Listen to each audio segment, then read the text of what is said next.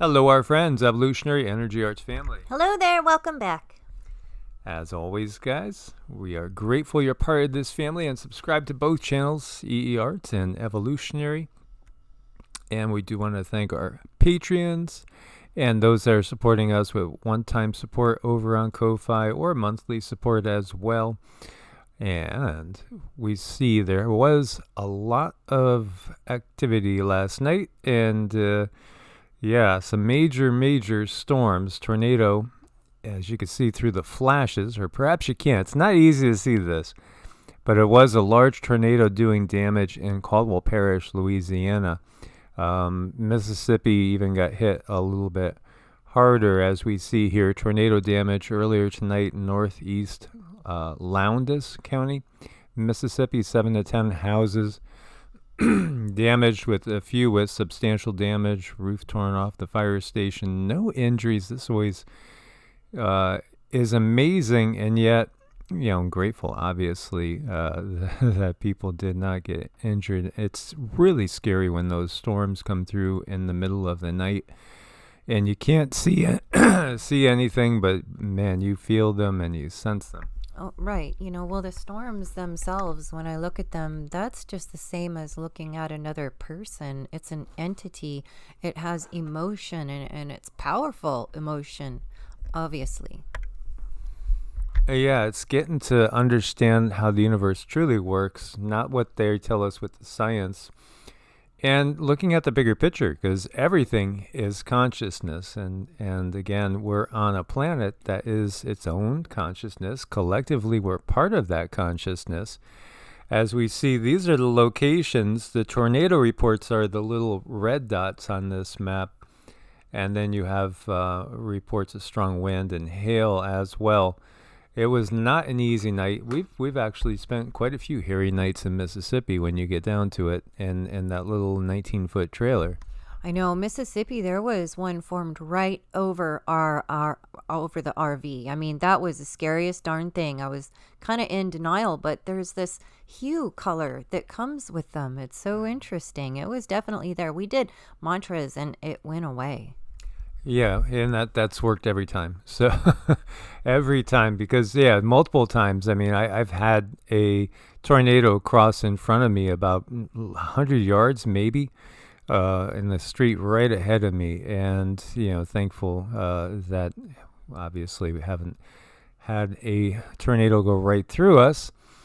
2 deaths confirmed in Alabama from the ongoing severe weather outbreak. And so everybody today should be paying attention if you're in this area, Pensacola, Apalachicola, over towards Valdosta and Tifton, and over towards southern Georgia.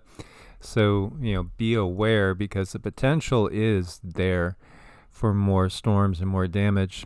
This isn't really looking so good. Stay safe, Taupo. Taupo. Do you guys know Taupo? Well, this is in New Zealand, and this is an active volcano. This is a massive active volcano, as you see Lake Taupo here. And it has gone off in the past, and actually there was a very large explosion, about 1750 years ago, or so they say, giving us our modern timelines. Mm-hmm. They're always giving us a timeline that, kind of fits best with them. And if anything, it's really confusing when they say, this happened like 100 million years ago. It's like, really? How do you know exactly 100 million years ago? But we have science. Let's trust that. Well, you see, there's a lot of quakes going on. You had 1 quake above magnitude 5, 2 quakes between 4 and 5, 15 quakes between 3 and 4, 49 quakes between 2 and 3, and 23 quakes below magnitude 2 in the last 24 hours. And this is, I'm sure it's out of date at the moment as we speak. 5.6 being the largest one that we've recorded. If this was being, again, we had the Tonga eruption, which we get that was not completely natural. I don't even think, Cindy's shaking her head. No, she's like, no, it's not natural at all. Okay, so Tonga was massive as far as that effect it's having, and we could see the southern hemisphere is definitely cooling. if you got like a VEI 6 or 7 over here, that would certainly not be a good thing. And yet there's all sorts of technology in play. And we see, well, what's happening in this world? Well, obviously, we're losing people suddenly everywhere. And we're also losing our ability to feed ourselves and stay warm in many cases.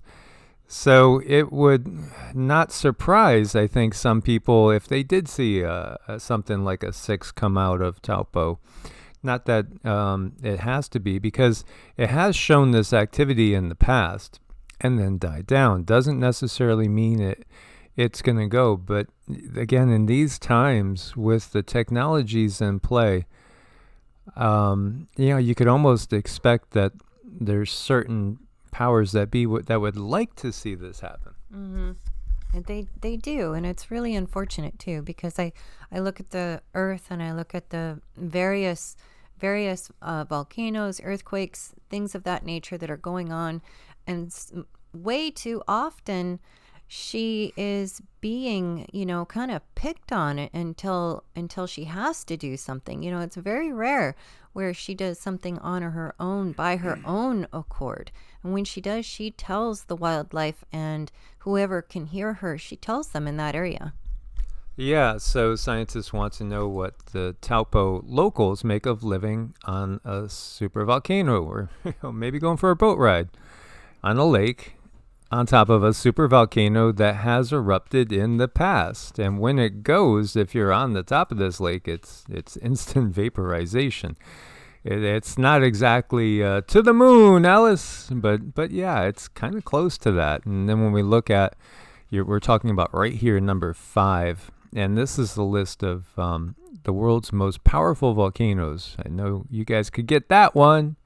Which number 1? It's Yellowstone. What's number 2? Long Valley Caldera. What's number 3? Values Caldera. So here, the 3 right on the west coast of the U.S. And we don't get that Yellowstone is likely to go. I do feel that it's a higher possibility that Long Valley would go compared to Yellowstone. Cindy's in agreement. And then you have Lake Toba in Indonesia. And then we're looking at Taupo, number 5. Again, we are going to head into a period of massive earth changes.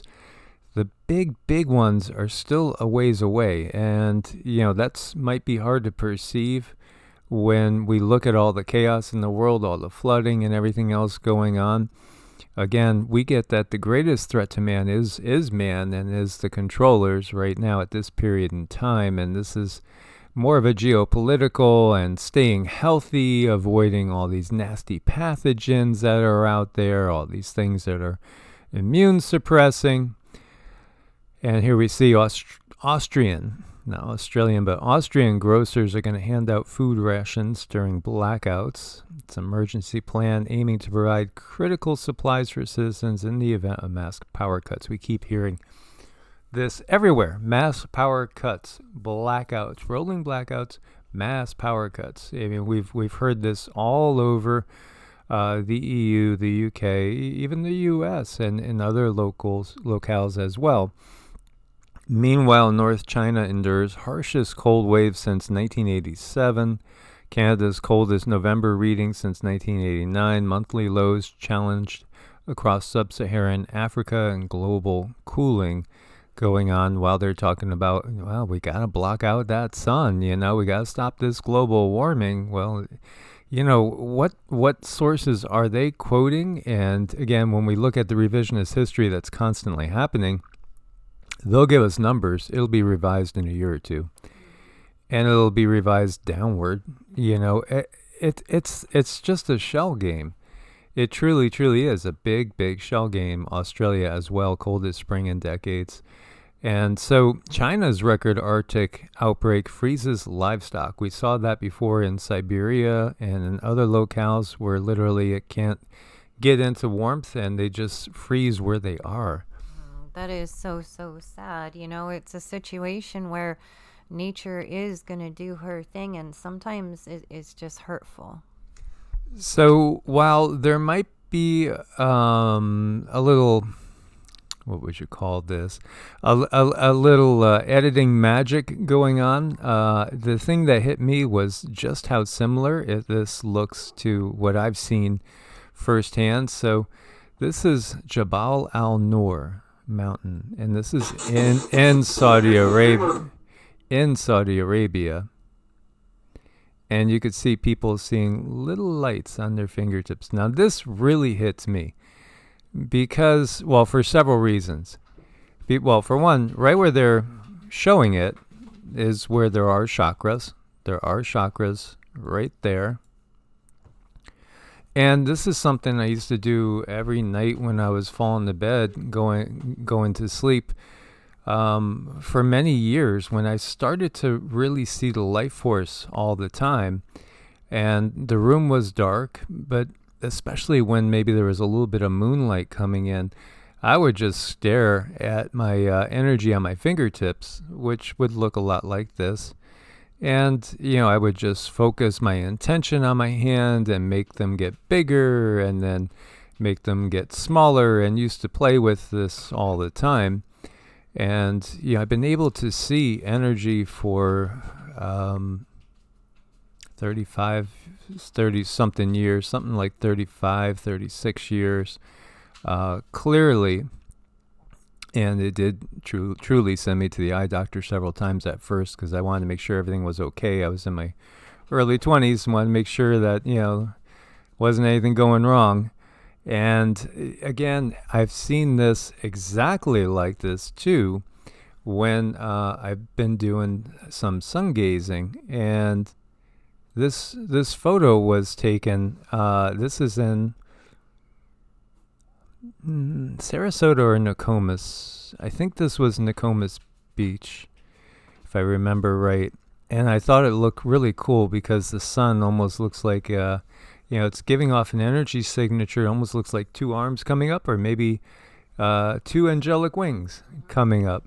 But when I was gazing at the sun, watching the sun go into the sea, then I looked at these people that were walking by. Every single one of them, I could see their crown chakras so clear as day. And it made me laugh, and it blew my mind because it was so visual as opposed to third eye. And I know Cindy understands what I mean with that, obviously. But, it's one thing to see energy where you allow your eyes to soften its gaze and you start seeing like the waviness and stuff. Well, this was just like everybody was walking around, and they look like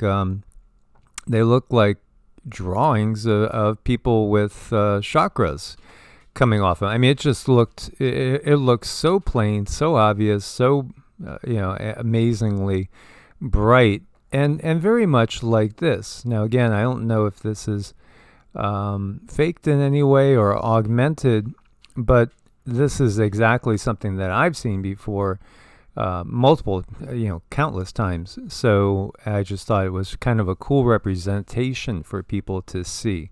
Mm-hmm. I mean, it does give a good visual, and everybody is going to see just a little bit different. When I started looking at the energy, it was in spirals. It would come out of my hands in spirals.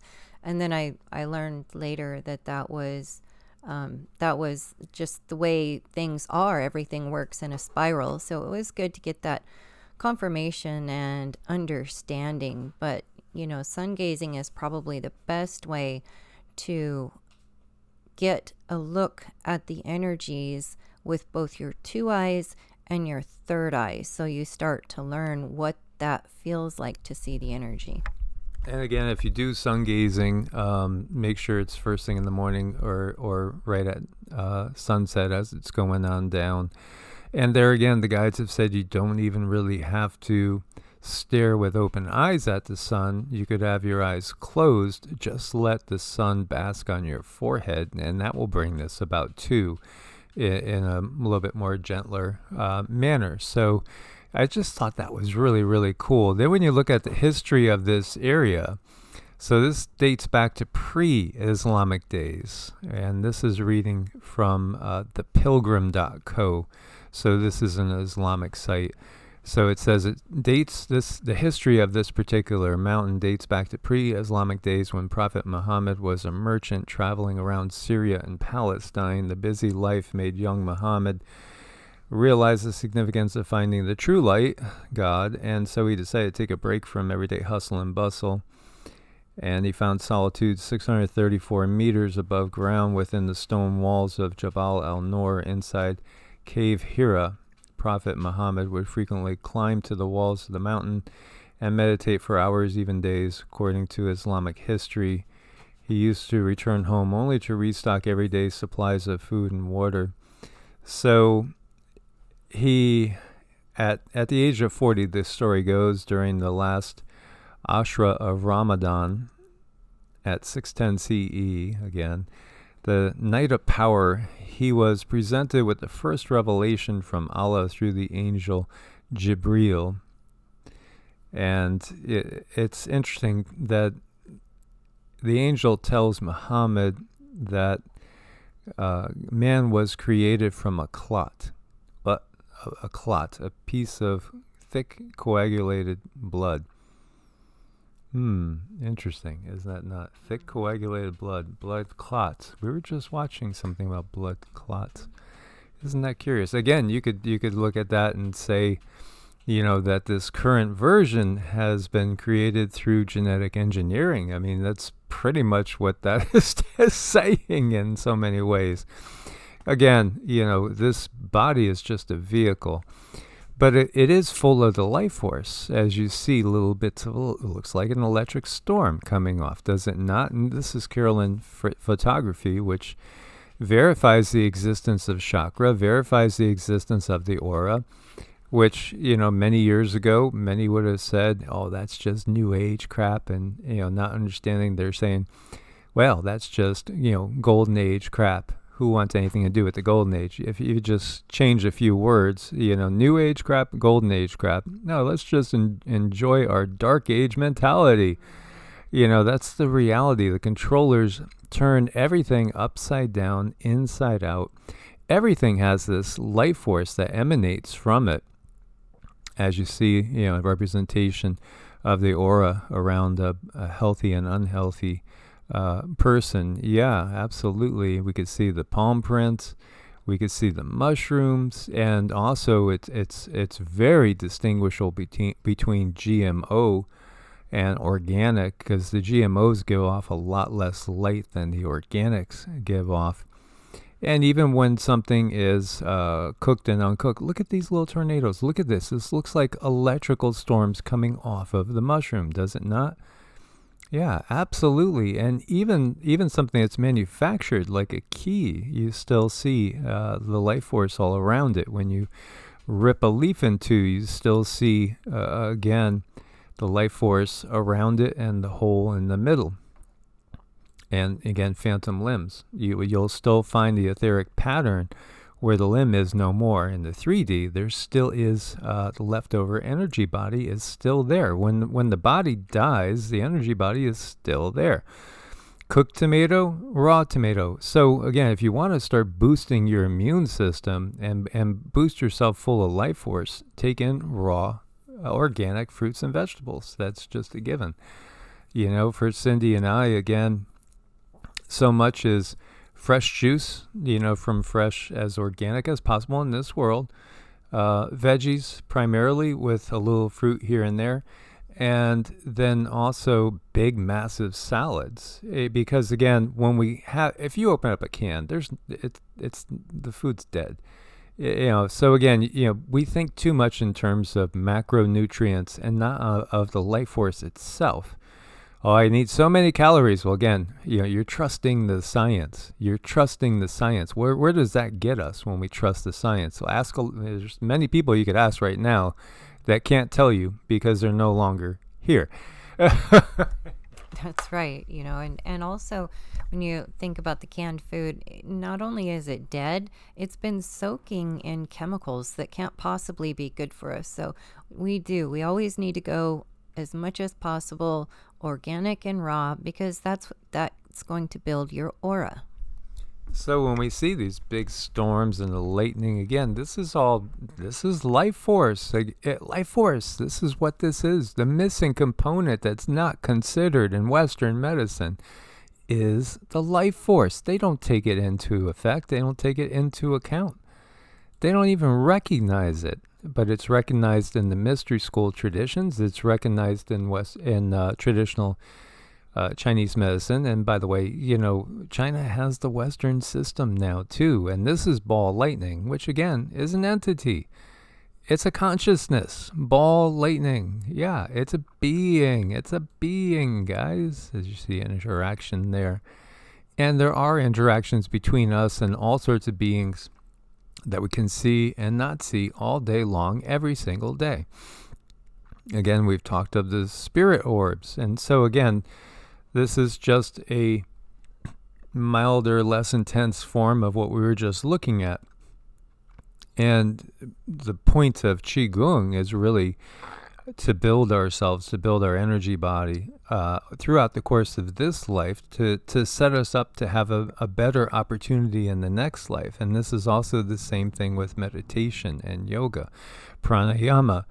What we can achieve in this life only just lifts the bar for the possibilities in the next. So, here we are so entrenched, so many people just thinking about their 3D existence when it is an opportunity for massive growth on so many different levels. Mm-hmm. It is, and we can have growth in all directions too. It's only the controllers that like to put boxes around us and say, okay, this is what you can do and this is what you can't do.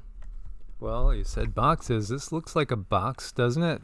Well, this is in St. Augustine. And I was able to have about 2.5, 3 years of fun doing paranormal investigations with a group. And this was perhaps the most densely packed place that I have encountered with spirits, and this is the Castillo de San Marcos in St. Augustine, Florida. It's loaded with spirits. I mean, it's just so loaded. They're so thick. I mean, I suppose Gettysburg has a ton too, but man, I took photos in there, which I do not have anymore, but man, it was so packed with the spirit orbs like this. It was like this. It was just thick. And I was looking at them and getting the impressions, while my eyes were seeing like these balls of energy. The third eye was seeing soldiers walking around and still patrolling. Very, very haunted place. But this is what happens too when we have these conflicts and nonstop war. It leaves energetic imprints. It leaves energetic imprints that lower the vibrational frequency through trauma. This is, besides war being a big profit builder and a way to control people, it also controls the energetic signature of places. Mm-hmm. And also look and you got to wonder, well, why are there so many spirits in a certain space? And in this case, the stone records the information, and the energies are just there, and they talk to each other and they work back and forth with each other, but they're definitely going to stay there for a very long time. And that's what makes that haunted feeling. And that's why, the perception is so strong for so many people. It's because of that stone holding those energies. Yeah, again, see, this is another big thing. And we see these amazing megalithic monuments. And we got like a video update from Brian Forrester, who does such amazing work down in Peru and Bolivia, exposing everything with the skulls of different beings from the GG to others. And the fact that these monuments, they had the ability to do whatever they wanted, pretty much, and they chose to do things organically and naturally. There's a reason for that, yet they had technology equal to or higher than ours. We're just in a very disharmonious system, and we will go back to the future, so to speak, and really have the best of both worlds. I think we're going to have to choose between the dark technology and the organic way of living. But then again, we'll still have the intelligence and the wherewithal to create new possibilities that won't be so disharmonious with the planet around them. So next time you think you see something out of your corner of your eye, it could be anything. Could be a relative that's passed on, could be a pet that's passed on, it could be somebody else that's recently passed on in the area.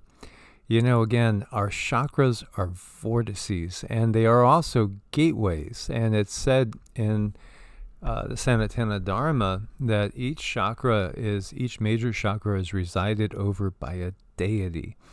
And so why we start with Ganesh with the mantras is because Ganesh resides over the root chakra. So you want to ground and root yourself first, and then let the energy flow from there. And these times, again, we have to open up that heart chakra and keep it open. A closed chakra is what allows you to be taken over by the dark side, not an open chakra. And of course, again, in this world, they're going to always give you the opposite impression of reality. Mm-hmm. So we want to build up our energy body, because that is going to make the physical body much, much stronger. And, to do that, being in a state of peace and just a state of happiness and love, that's probably the best way to build your energy body. That is so sweet. Just being happy with one another, content with whatever is, not having expectations. It's like these guys, they hug, they get what they need from each other, and their energy grows. It spreads, and we could do more of this. Just being kind to one another. Absolutely. And again, that whole concept of having dominion and that the animals are less than, they're not less than. They're just in different vehicles. But the essence that's inside these guys is the same essence that's inside us. Maybe they haven't had lives as humans. Maybe they have. Because again, the soul transmigrates, and the soul has all different sorts of experiences. And you might feel a particular connection to one of your dogs, perhaps. And it could be that dog was actually a portion of your brother, your sister, your mother, your uncle. Most people don't understand how this universe works. And truly, Cindy and I are discovering new things that blow our mind every single day that we had no clue of just a little while ago. Sorry about that. Sita's on guard, as always. Yes, Sita's doing a very good job, too. So, as always, guys, much love. Go out and check out Evolutionaryenergyarts.com if you want to learn more about us. And you could reach us at evolutionaryenergyarts@gmail.com if you need to set up an appointment for a Vedic astrology chart, for spiritual coaching, energy work, all the above. Much love. God bless, and namaste. Namaste.